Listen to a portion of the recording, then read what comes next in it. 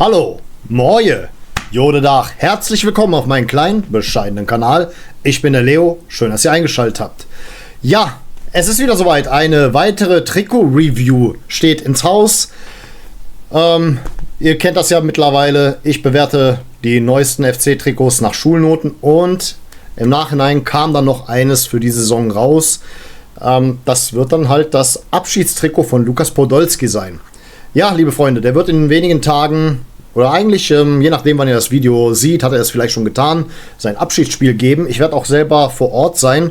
Ich meine, okay, es gibt manche, die stehen ein bisschen kontrovers zu Lukas Podolski, wegen den 2 Abstiegen und den beiden Transfers, die darauf folgten. Aber nichtsdestotrotz, er hat schon einen Platz in meinem Herzen und deswegen habe ich mir, wie ihr unschwer erkennen könnt, dieses Trikot auch liebend gerne zugelegt. Und generell hatte ich nicht letztens mal gesagt, wir sehen uns wieder, was diese kleine Reihe betrifft, wenn das Karnevalstrikot draußen ist. Was das betrifft, später mehr dazu. Deswegen bewerten wir heute dieses kleine Sondertrikot, das dann am 10.10.2024, ich weiß jetzt nicht von welchen beiden Mannschaften, ja wohl eher, es geht glaube ich irgendwie FC gegen irgendeine Wunschelf von Poldi, ist ja auch egal, ich glaube der FC trägt das und ja, wir werden das Trikot hier bewerten, ich werde euch beziehungsweise ich werde es bewerten und euch meine Meinung dazu sagen. Hier sprechen über 25 Jahre Erfahrung im Trikotsammeln, auch wenn es relativ, ja wie soll ich sagen, subjektiv im Nachhinein ist, was die Bewertung angeht. Ich erlaube mir mal zu sagen, dass ich zu denen gehöre, die schon das bewerten können, in was sie ihr Geld investieren. Gibt sicherlich da draußen größere Trikotsammler als mich, insbesondere was den 1. FC Köln betrifft, kenne ich so einige, die mich um Weiten übertreffen. Ich habe gerade mal über 100 FC-Trikots in meiner Sammlung. Und das sind schon ein bisschen zu viele, wenn man mit seinem Geld eigentlich vernünftig umgehen möchte. Aber die anderen machen halt kein YouTube. Ich schon. Also gut, zuallererst einmal, das Trikot wird euch in so einer netten Box geliefert. Ja, hier hinten sind noch ein paar Statistiken drauf. Können wir uns hier in der folgenden Aufnahme nochmal näher ansehen. Also wie ihr seht, LP10, da drauf seht ihr noch so eine Art Graffiti-Style-Silhouette von Lukas Podolski. Ja, auch, muss ich sagen, ganz nett designt. Hat mir schon sehr zugesagt. Hinten drauf seht ihr dann halt noch die Statistiken. 2003 bis 2006, 2009 bis 2012, 181 Spiele, 86 Tore. Ja, das ist die Statistik bei Lukas Podolski. Ich weiß, es gibt natürlich einige, die mehr Spiele gespielt haben, aber trotzdem ist auch ganz nett, dass man sich so eine schöne Box gebastelt hat, die man dann sich im Nachhinein ins Regal stellen kann. Gut, was haben wir denn hier noch für nette Details, die ich besprechen möchte? Ja, alles klar. Im Inneren des Kragens seht ihr folgenden Schriftzug. Dieselbe Statistik. Danke Köln, danke FC, danke Fans. Das sieht doch schon mal deutlich besser aus als spürbar anders. Ich kann nicht aufhören, darauf rumzureiten. Lieber habe ich das bis in alle Ewigkeit im Kragen drinstehen, als spürbar anders. Schauen wir uns das Ganze nochmal etwas genauer an. Hier auf der Schneiderpuppe seht ihr das Trikot in voller Pracht. Es ist komplett nachempfunden dem Trikot, in dem er als allererstes in seiner Karriere aufgelaufen ist. Nur finde ich es persönlich in manchen Punkten sogar ein bisschen schicker. Das fällt auf jeden Fall sofort auf. Die ganzen Details sind etwas feiner eingearbeitet um den Kragen herum. Auch was die Schulterpatches angeht. Das hat mir sehr zugesagt, wie die Schulterpatches diesmal. Das hier sind ja quasi Schulterpatches. Da profitieren wir quasi von unserem Ausrüster. Mal ausnahmsweise. Also es sieht schon deutlich eleganter aus, diese Hummelpfeile drauf zu haben, als erstmal plain gar nichts, einfach nur rot. Und generell auf der Brust Hummel macht sich schon schicker als Salah. Also, was ich aber ganz besonders bei diesem Trikot feier, ist dieses Ärmelpatch hier. Schauen wir uns das näher an. Dieses Ärmelpatch, das ist so ein bisschen schwer drauf, das gefällt mir sehr. Und es ist ein Hologramm. Das sieht wirklich einfach geil aus. Gefällt mir sehr, sehr gut. Also das ist ein Gimmick, da habe ich gar nicht mit gerechnet, wie geil das aussehen wird. Hier seht ihr das Hologramm.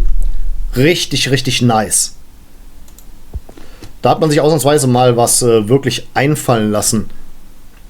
Ich meine, okay, es ist dem Ganzen nachempfunden, aber was das Nachempfinden und das Redesignen angeht, dazu sage ich auch noch mal mehr gegen Ende. Allerdings, was ich auch noch mal hier euch zeigen möchte, weil ich habe jetzt keinen Bock hier vor der Kamera eine Pirouette zu drehen. Ich habe mich dazu entschieden, die Nummer 36 hinten drauf zu machen. Und das ist kein Wunschvlog. Das wurde so angeboten. Das hat mich endgültig dann davon überzeugt, es mir zu holen. Denn ich besitze in meiner Sammlung kein einziges Poldi-Trikot mit der Nummer 36. Das war jetzt nochmal irgendwie so, ja, keine Ahnung. Ich feiere Poldi mit der 36 irgendwie mehr. Auch dieses LP10, das ist ein kleiner Real Talk von mir oder eine persönliche Meinung von mir. Kein Spieler beim 1. FC Köln hat in meinen Augen das Anrecht, die einzig wahre Nummer 10 zu sein. Auch kein Lukas Podolski, sage ich euch ganz ehrlich. Da kann man dann schon eher, sage ich ganz ehrlich, einem Wolfgang Overath das zugestehen. Der hat wenigstens nie bei einem anderen Verein gespielt und war deutscher Meister mit dem FC und dergleichen. Muss ich leider so sagen. Das ist jetzt kein Front gegen Lukas Podolski, aber für mich die Poldi-Nummer schlechthin ist meines Erachtens nach oder aus meiner Sichtweise tatsächlich die Nummer 36. Ja, hier ist noch mal ein kleiner Wermutstropfen. Die DEVK hat weiterhin darauf bestanden, ihr Ärmelpatch so drauf zu klatschen, dass es mal wieder überhaupt gar nicht harmoniert mit den Farben unseres Trikots. Ich finde das sehr schade, weil guckt doch mal hier bei dem Jubiläumstrikot von der vorletzten Saison. Dadurch, dass es eher transparent eingearbeitet wurde, harmoniert es deutlich besser. Es harmoniert deutlich besser mit dem Trikot an sich. Sieht deutlich schöner aus als dieses einfach grün draufgeklatschte. Man kann natürlich sagen, okay, ist eine kann man auch als Anspielung an Funny Frisch sehen, die damals das Originaltrikot geziert haben. Rot und Grün, sage ich ganz ehrlich, hat jetzt auch nichts mit Politik zu tun. Diesmal wirklich nicht. Aber finde ich, passt nicht zusammen. Sieht überhaupt nicht schön aus. Da können wir auch noch mal nachher einen kleinen Vergleich zu machen.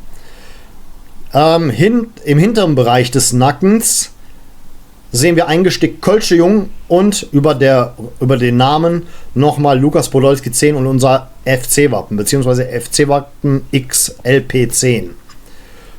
Schönes Detail, besonders das Kölsche Jung hat mich ein bisschen so persönlich gecatcht. Wer mich von Instagram kennt, der weiß, jeden neuen Beitrag von mir, den bewerbe ich mit dem Song von Brings Kölsche Jung. Das kann ich leider aus Copyright-Gründen hier nicht einbauen. Leider Gottes. Sonst wäre das tatsächlich von meinem Format oder generell von meinem Kanal die Titelmelodie. Aber mir war es leider nicht vergönnt. Was haben wir dann noch Schönes? Ja, in den Ärmeln, wobei ich es richtig feiere, dass die Ärmel mit quasi dem Kragen übereinstimmen. Das mag ich ja sehr, wenn man sich an den Ärmeln nochmal so eine Linie entlang zieht. Aber was diese Linie besonders macht, das ist quasi ein dreidimensionales, eingesticktes Kölsche Jung. Das sieht schön edel aus. Vor allem in Kombination mit dem Ärmelpatch. Das zieht sich einmal komplett um den Ärmel. Diese Gimmicks, die werten das Trikot deutlich, deutlich auf. Weiterer Wermutstropfen, einfach im Vergleich zu früher. Also ich habe von diesem Trikot, also dem ursprünglichen Poldi-Trikot oder dem ursprünglichen Heimtrikot aus der damaligen Debütsaison von Lukas Podolski, habe ich nur die Auswärtsversion. Aber ich habe es mal etwas gegenübergestellt.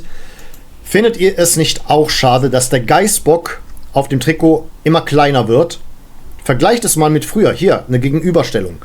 Unser Geißbock wird immer kleiner. Wir machen uns immer kleiner. Und das ist sehr, sehr schade. Ich weiß nicht, ob das dem Ausrüster geschuldet ist oder ob der FC sich wieder bewusst klein macht. Das ist schon etwas, was ich sehr, sehr schade finde. Eigentlich kann der Geißbock nicht groß genug sein. Er muss so richtig in your face sein. Meine persönliche Meinung, schlicht und ergreifend. Ja, sehr viele Gimmicks, die mir sehr zusagen. Gucken wir uns nochmal das Originaltrikot an. Ja, okay, es sieht dem jetzigen sehr ähnlich. Aber wie wir sehen hier am Ärmel entlang, die Hummelpfeile, die werten es auf. Salah als Sponsor im Vergleich zu Hummel sieht halt leider Gottes sehr billig aus. Und da profitieren wir einerseits von Hauptsponsor mit Rewe, wie auch von Hummel als Ausrüster. Das macht das Trikot, ja klar, das Trikot im Vergleich zu der alten Version deutlich schicker.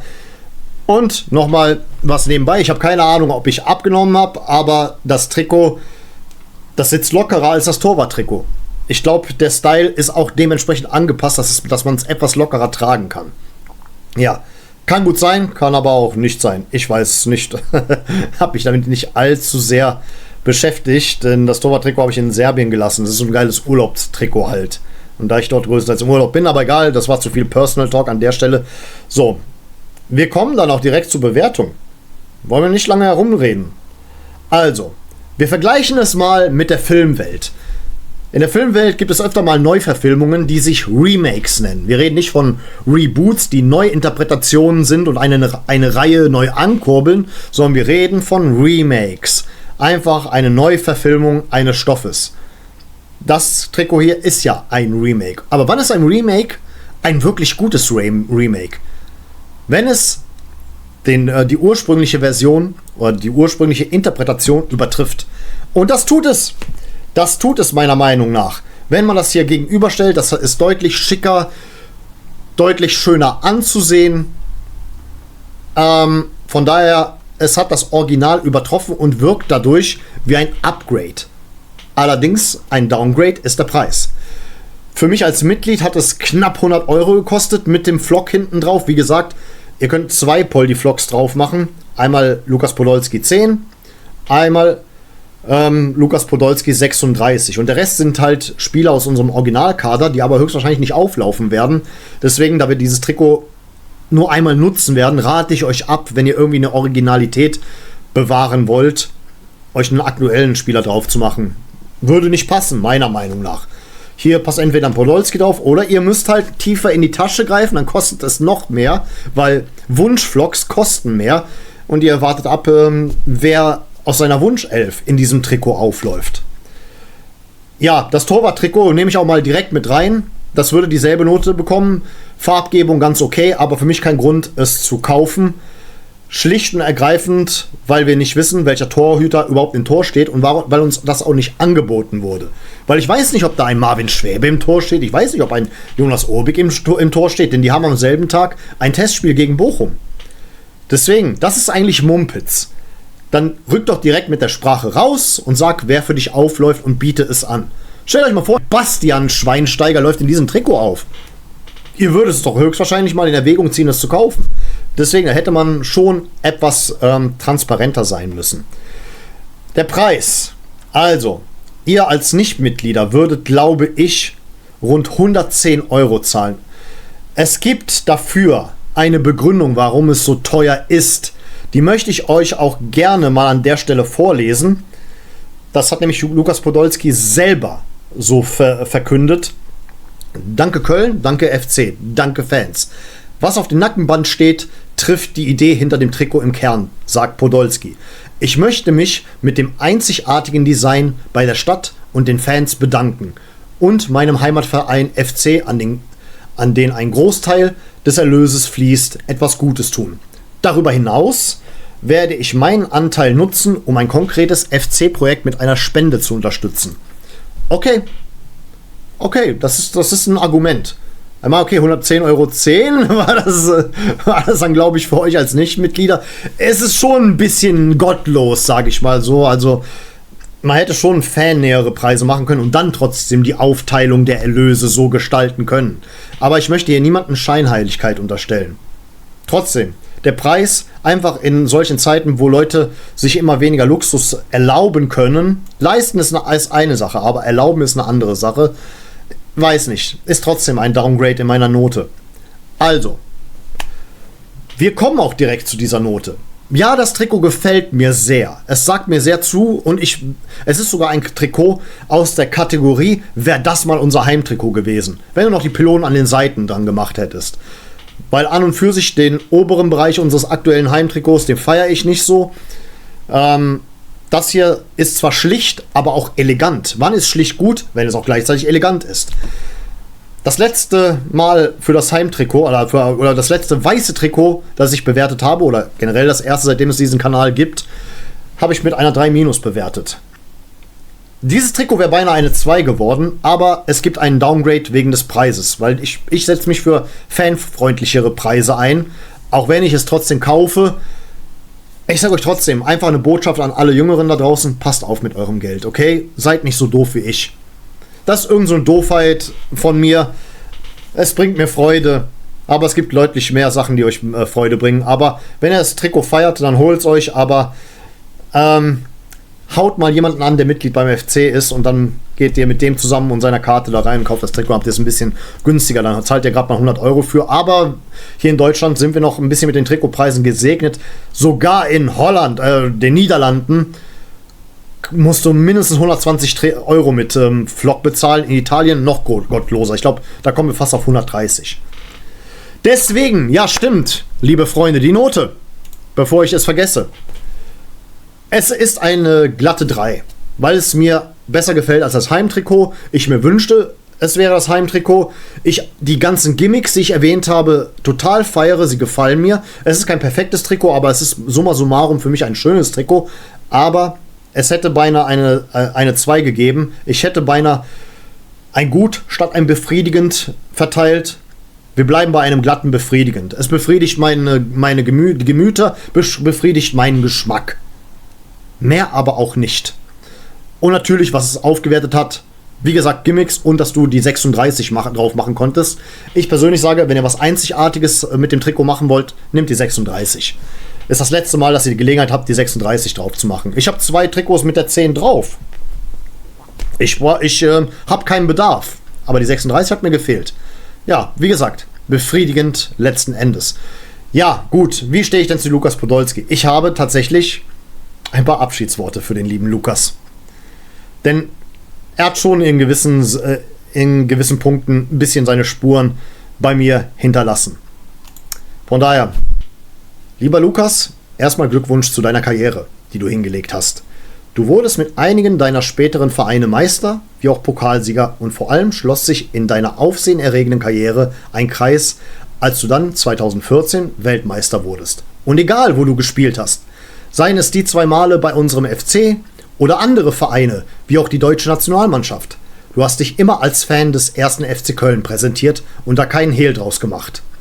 Es gab sicherlich Spieler, die hier länger gespielt haben und mit einem größeren Erfolg, aber was dich so besonders gemacht hat, war, dass du das warst, was jeder Fan sich wünscht. Ein Fan, der unsere Kurve auf dem Spielfeld vertritt.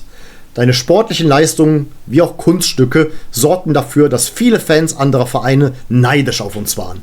Neidisch, dass das Wunderkind Poldi für den 1. FC Köln spielt. Und auch noch bekennender Fan dieses Vereins ist. Ich glaube, das alles hat verhindert, dass manche Kinder aus dem Umkreis in dieser Zeit, wo es sportlich nicht so lief beim FC, sich trotzdem entschieden, Fan unseres Vereins zu werden. Einfach, weil Lukas Podolski für uns gespielt hat. Dafür wirst du immer einen Stein im Brett bei mir haben. Und dafür möchte ich dir danken. Vielen Dank und ich freue mich, dich noch ein letztes Mal mit dem Geißbock auf der Brust zu sehen. Mach Idiot, Poldi. Und in diesem Sinne, ich bedanke mich für eure Aufmerksamkeit. Vielen Dank fürs Zusehen und dann würde ich letzten Endes sagen, auf Wiedersehen, denn wir wollen uns doch wiedersehen. Ach ja, und warum das eigentlich auch die letzte Trikotbewertung für diese Saison ist? Ja, liebe Freunde, es wird kein Karnevalstrikot geben. Ich habe beim FC nachgefragt. Das kann man ja per WhatsApp, wenn man Mitglied ist. Dafür, dass wir dieses Sondertrikot rausgebracht haben, gibt es kein Karnevalstrikot diese Saison. Deswegen gibt es dazu auch keine Review. Das heißt, leider Gottes beendet diese Bewertung dann auch diese Reihe. Aber ich werde sie abspeichern als Playlist, dann könnt ihr euch sie immer wieder neu ansehen. Hat mir jedenfalls sehr Spaß gemacht.